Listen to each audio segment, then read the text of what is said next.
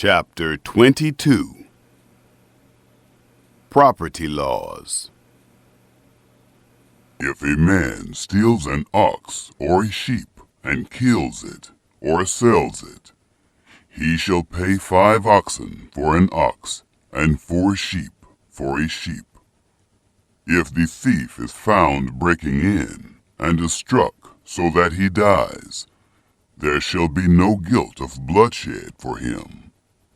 If the sun has risen on him, guilt of bloodshed shall be for him. He shall make restitution. If he has nothing, then he shall be sold for his theft. If the stolen property is found in his hand alive, whether it is ox, donkey, or sheep, he shall pay double. If a man causes a field or vineyard to be eaten, and lets his animal loose, and it grazes in another man's field, he shall make restitution from the best of his own field, and from the best of his own vineyard. If fire breaks out and catches in thorns, so that the shocks of grain, or the standing grain, or the field are consumed, he who kindled the fire shall surely make restitution. If a man delivers to his neighbor money or stuff to keep, and it is stolen out of the man's house, if the thief is found, he shall pay double. If the thief isn't found, then the master of the house shall come near to God to find out if he hasn't put his hand to his neighbor's goods. For every matter of trespass, whether it be for ox, for donkey, for sheep, for clothing, or for any kind of lost thing about which one says, "This is mine," the cause of both parties shall come before God. He whom God condemns shall pay double to his neighbor. If a man delivers to his neighbor a donkey, an ox, a sheep, or any animal to keep, and it dies, or is injured, or driven away, no man seeing it, the oath of Yahweh shall be between them both, whether he hasn't put his hand to his neighbor's goods, and its owner shall accept it, and he shall not make restitution. But if it is stolen from him, he shall make restitution to its owner. If it is torn in pieces, let him bring it for evidence. He shall not make good that which was torn. If a man borrows anything of his neighbor's, and it is injured, or dies, its owner not being with it, he shall surely make restitution. If its owner is with it, he shall not make it good. If it is a leased thing, it came for its lease. Laws of Social Responsibility. If a man entices a virgin who isn't pledged to be married and lies with her, he shall surely pay dowry for her to be his wife. If her father utterly refuses to give her to him, he shall pay money according to the dowry of virgins. You shall not allow a sorceress to live. Whoever has sex with an animal shall surely be put to death. He who sacrifices to any god except to Yahweh only shall be utterly destroyed. You shall not wrong an alien, neither shall you oppress him, for you were aliens in the land of Egypt. You shall not take advantage of any widow or fatherless child. If you take advantage of them at all, and they cry out at all to me, I will surely hear their cry, and my wrath will grow hot, and I will kill you with the sword, and your wives shall be widows, and your children fatherless. If you lend money to any of my people with you who is poor, you shall not be to him as a creditor, neither shall you charge him interest. If you take your neighbor's garment as collateral, you shall restore it to him before the sun goes down, for that is his only covering. It is his garment for his skin. What would he sleep in? It will happen, when he cries to me, that I will hear, for I am gracious. You shall not blaspheme God, nor curse a ruler of your people.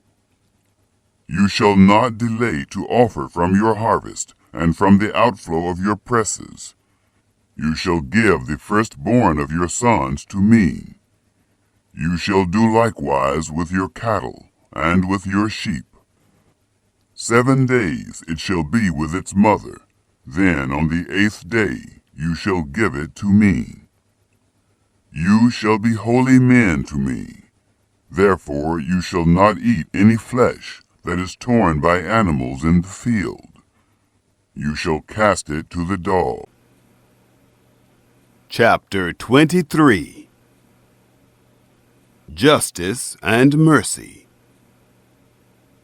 You shall not spread a false report. Don't join your hand with the wicked to be a malicious witness. You shall not follow a crowd to do evil. Neither shall you testify in court to side with a multitude to pervert justice. Neither shall you favor a poor man in his cause. If you meet your enemy's ox or his donkey going astray, you shall surely bring it back to him again. If you see the donkey of him who hates you fallen down under his burden, don't leave him. You shall surely help him with it. You shall not deny justice to your poor people in their lawsuits. Keep far from a false charge, and don't kill the innocent and righteous, for I will not justify the wicked. You shall take no bribe, for a bribe blinds those who have sight, and perverts the words of the righteous. You shall not oppress an alien, for you know the heart of an alien, since you were aliens in the land of Egypt. Sabbath Laws. For 6 years you shall sow your land, and shall gather in its increase. But the 7th year you shall let it rest and lie fallow, that the poor of your people may eat, and what they leave the animal of the field shall eat. In the same way you shall deal with your vineyard and with your olive grove. 6 days you shall do your work, and on the 7th day you shall rest, that your ox and your donkey may have rest, and the son of your handmaid, and the alien may be refreshed. Be careful to do all things that I have said to you, and don't invoke the name of other gods, neither let them be heard out of your mouth. 3 yearly feasts. You shall observe a feast to me 3 times a year. You shall observe the feast of unleavened bread. 7 days you shall eat unleavened bread, as I commanded you, at the time appointed in the month Abib. For in it you came out from Egypt. And no one shall appear before me empty.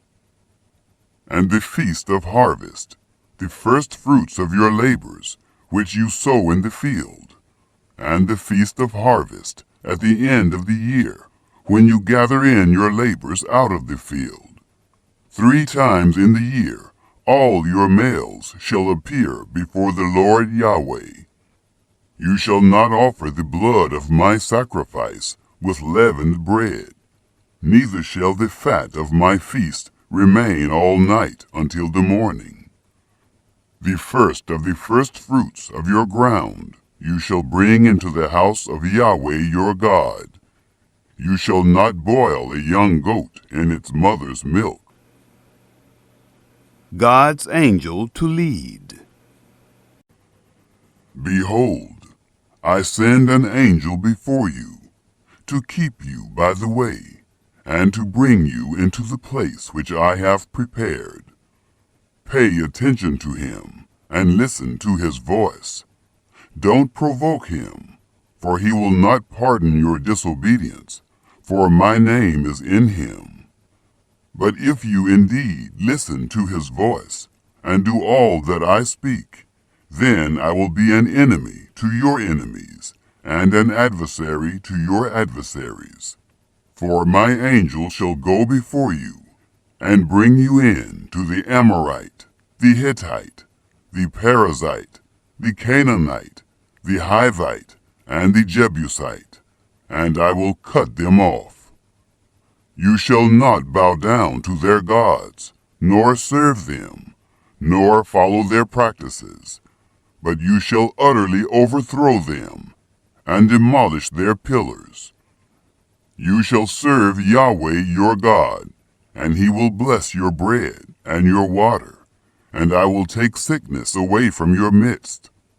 No one will miscarry or be barren in your land. I will fulfill the number of your days. I will send my terror before you, and will confuse all the people to whom you come, and I will make all your enemies turn their backs to you. I will send the hornet before you, which will drive out the Hivite, the Canaanite, and the Hittite from before you. I will not drive them out from before you in 1 year, lest the land become desolate, and the animals of the field multiply against you. Little by little I will drive them out from before you, until you have increased and inherit the land. I will set your border from the Red Sea even to the sea of the Philistines, and from the wilderness to the river, for I will deliver the inhabitants of the land into your hand, and you shall drive them out before you. You shall make no covenant with them, nor with their gods. They shall not dwell in your land, lest they make you sin against me. For if you serve their gods, it will surely be a snare to you. Chapter 24. The Covenant Sealed. He said to Moses, Come up to Yahweh, you and Aaron, Nadab and Abihu, and 70 of the elders of Israel, and worship from a distance. Moses alone shall come near to Yahweh, but they shall not come near, neither shall the people go up with him. Moses came and told the people all the words of Yahweh, and all the ordinances.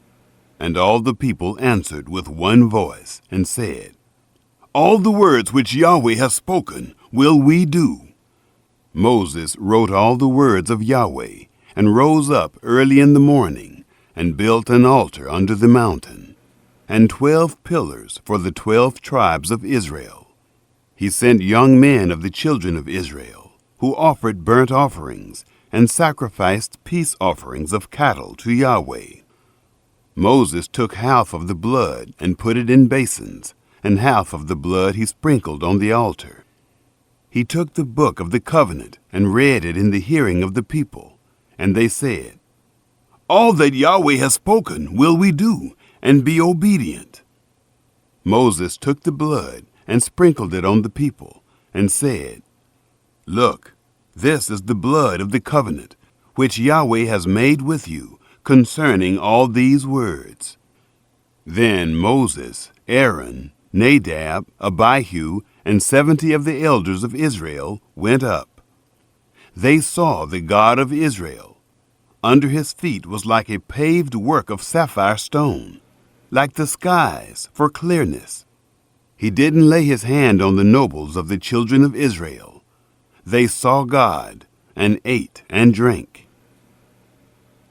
Moses on the mountain.